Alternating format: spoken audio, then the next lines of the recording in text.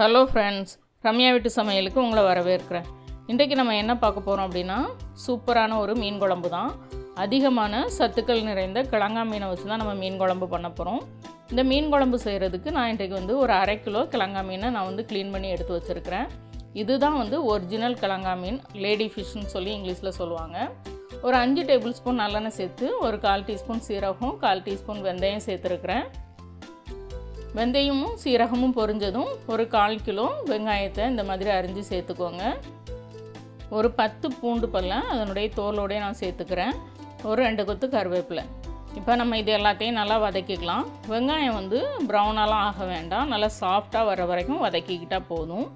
ஏன்னா நம்ம வதக்கினதுக்கப்புறம் அரைக்க தான் போகிறோம், அதனால் வெங்காயம் நல்லா சாஃப்டாக வர வரைக்கும் வதக்கிக்கோங்க. அது வதங்கட்டும். இங்கே பாருங்கள், நான் அதுக்குள்ளே புளி ஊற வச்சுட்டேன். ஒரு எலுமிச்சம்பழம் சைஸ் புளியை எடுத்து தண்ணியில் ஊற வச்சுருக்கிறேன். மீன் குழம்புக்கு எப்போவுமே புளியை முதலே ஊற வச்சுருங்க. இங்கே பாருங்கள், அதுக்குள்ளே நமக்கு வெங்காயமும் நல்லா வதங்கி வந்துருச்சு. இது கூட இன்றைக்கு நான் ஒரு 4 டேபிள் ஸ்பூன் குழம்பு மிளகாய் தூள் சேர்த்துருக்கிறேன். அது கூட 1 டேபிள் ஸ்பூன் அளவுக்கு தனி மிளகாய் தூளும் சேர்த்துருக்கிறேன். ஒரு 1/4 டீஸ்பூன் மஞ்சள் தூள், 1/4 டீஸ்பூன் சீரகத்தூள், இவ்வளவும் சேர்த்துட்டு நம்ம இந்த மசாலாவில் இருக்க அந்த பச்சை மணம் போகிற வரைக்கும் நல்லா வதக்கிக்கலாம். இதில் நான் இன்றைக்கி மீன் மசாலா சேர்க்கலை. ஏன் அப்படின்னா நான் தேங்காய் விட்டு குழம்பு வச்சேன் அப்படின்னா மீன் குழம்புக்குன்னு அரைச்சி வச்சுருக்கிற மசாலா சேர்ப்பேன். ஏன்னா அதில் பருப்பு, அந்த அரிசி இதெல்லாம் போடாத ஒரு மசாலா மீன் குழம்பு மசாலா. இதே தேங்காய் சேர்க்காமல் நான் குழம்பு வைக்கும்போது எப்போவுமே காரக்குழம்புக்குள்ளே குழம்பு மிளகாய் தூள் தான் சேர்ப்பேன். ஏன்னா இதில் பருப்பு அரிசிலாம் போட்டிருக்கிறதுனால நமக்கு குழம்புக்கு நல்ல திக்னஸ் கொடுக்கும். அதுவும் இல்லாமல் இந்த மீன் பார்த்திங்கன்னா உங்களுக்கு இந்த மாதிரி குழம்பு வச்சா தான் ருசி நல்லாயிருக்கும். இதில் போய் நீங்கள் தேங்காய் சேர்த்திங்கன்னா டேஸ்ட் நல்லா இருக்காது. இங்கே பாருங்கள், அதுக்குள்ளே நமக்கு மசாலா மணலாம் நல்லா போய் நல்லா வதங்கி வந்துருச்சு. இப்போ நம்ம இதை எடுத்து ஆற வச்சிடலாம். ஆற வச்சதுக்கப்புறம் நம்ம நல்ல பசையாக இதை தண்ணி சேர்த்து அரைச்சி எடுத்துக்கணும். ஒரு 250 கிராம் தக்காளி எடுத்துருக்கிறேன். அதை நல்லா பசையாக அரைச்சி தவாவில் சேர்த்தாச்சு. ஒரு 2 பச்சை மிளகாவை கீரி சேர்த்துருக்கிறேன்.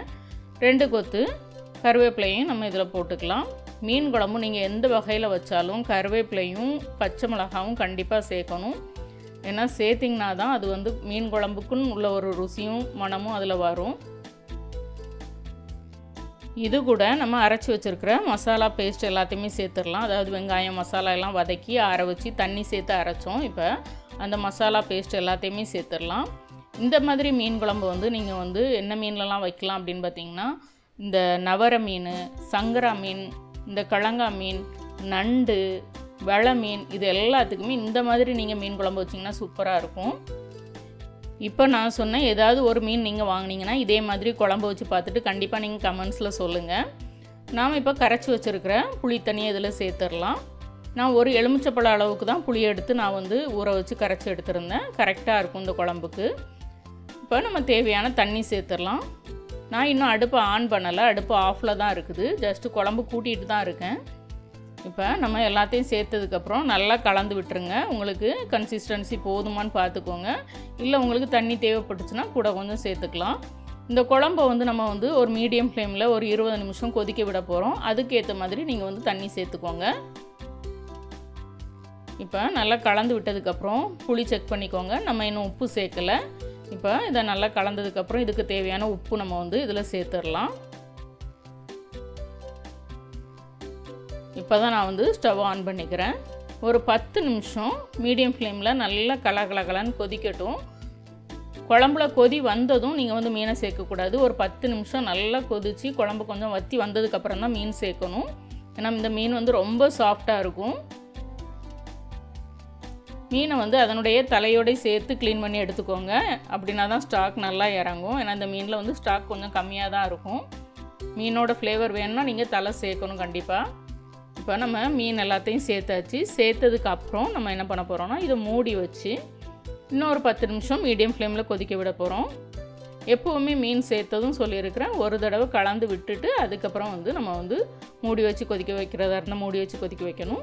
இல்லை திறந்து கொதிக்க வைக்கிறதா இருந்தால் நீங்கள் திறந்து கொதிக்க வைக்கலாம். இந்த குழம்பை ஒரு 10 நிமிஷம் மூடி வச்சு தான் கொதிக்க வைக்கணும். நான் ஏற்கனவே திறந்து வச்சு 10 நிமிஷம் குழம்பை நல்லா கொதிக்க விட்டுட்டோம். இங்கே பாருங்கள், 10 நிமிஷத்துக்கு அப்புறம் குழம்பு கரெக்டாக பக்குவத்தில் வந்துருச்சு. மீனெல்லாம் ஒன்றுமே கரையலை உடையலை. ஏன்னா நீங்கள் கரண்டி வச்சு அடிக்கடி கிளறி விடக்கூடாது. இப்போ இந்த குழம்பு ஆறுனதுக்கப்புறம் இன்னும் கூட கொஞ்சம் திக்காகும். ஏன்னா குழம்பு மிளகாய் தூள் சேர்த்துருக்கிறதுனால நம்ம இப்போ இதுக்கு ஒரு தாளிப்பு கொடுத்துடலாம்.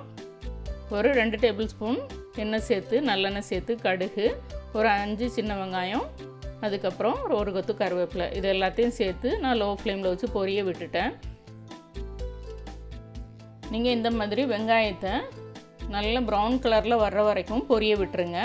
பொரிஞ்சதும் 1 டீஸ்பூன் அளவுக்கு மிளகாய் தூள் சேர்த்துக்கோங்க. காஷ்மீரி மிளகாய் தூள் இருந்தால் அது சேர்த்துக்கலாம். சேர்த்ததும் நம்ம ஸ்டவ்வை ஆஃப் பண்ணிட்டோம். அப்படின்னா தான் மிளகாய் தூள் தீஞ்சு போகாது, அந்த குழம்புக்கு நல்ல ஒரு கலர் கொடுக்கும்.